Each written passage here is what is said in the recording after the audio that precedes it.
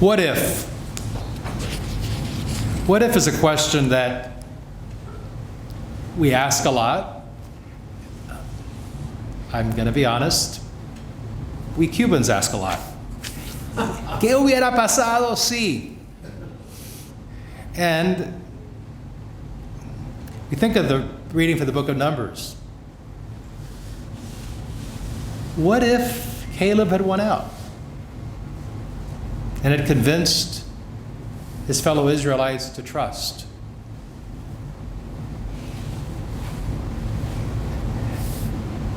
We wouldn't have had 40 years in the desert.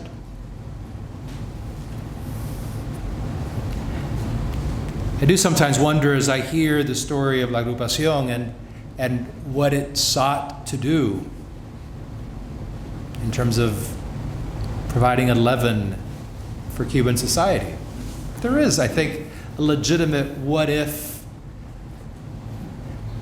the work had gone further and more hearts have been turned,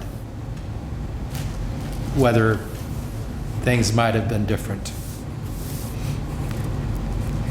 There's obviously the question, what if a certain alumnus of Belém had gotten a baseball contract, but we won't go there.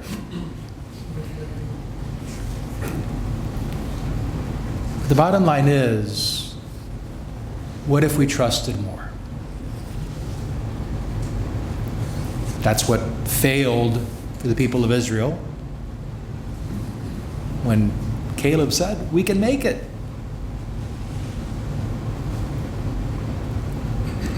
That's what the woman in the gospel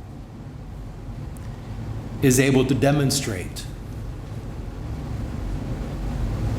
Even when the Lord is kind of rough with her. Please, Lord, for even the dogs eat the scraps.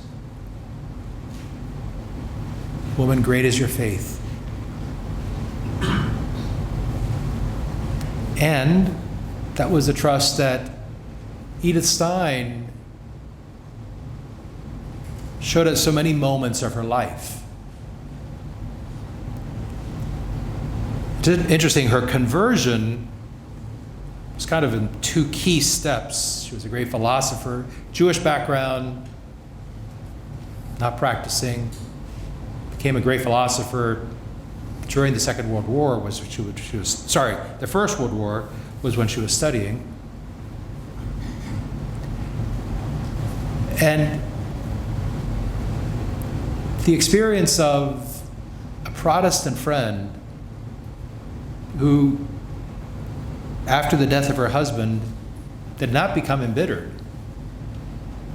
but demonstrated trust and even joy and hope. That started the ball rolling for her conversion, and later reading the writings of the great Saint Teresa,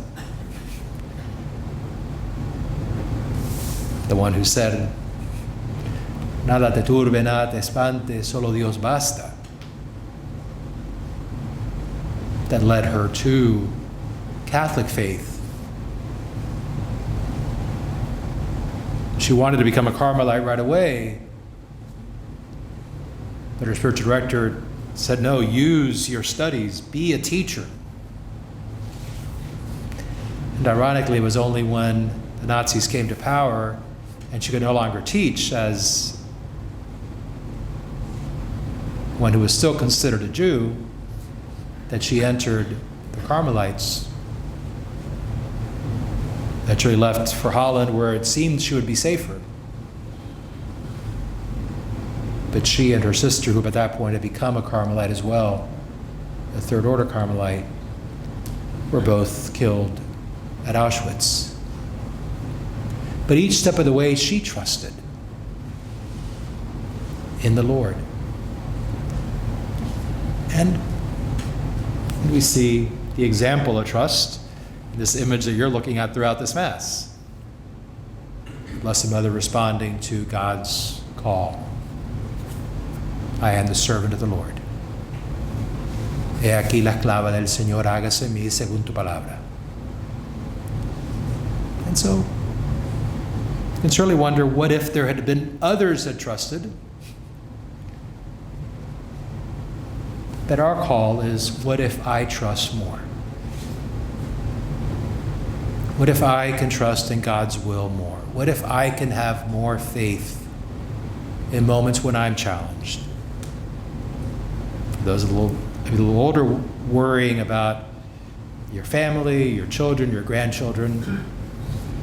Those of you who are making the big decisions in life, or already made them. How can I trust more in God's plan for me? And so, we don't ask what we did in the future, what we did in the past, but what if now I can trust more in God? Maybe Jesus will say to us, "O men, great is your faith. Let it be done for you as you wish." Let us trust. Amen.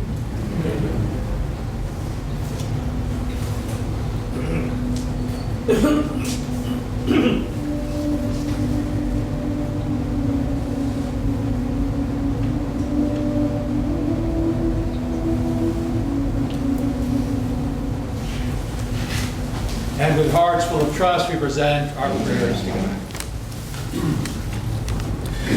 For the church, that we may be a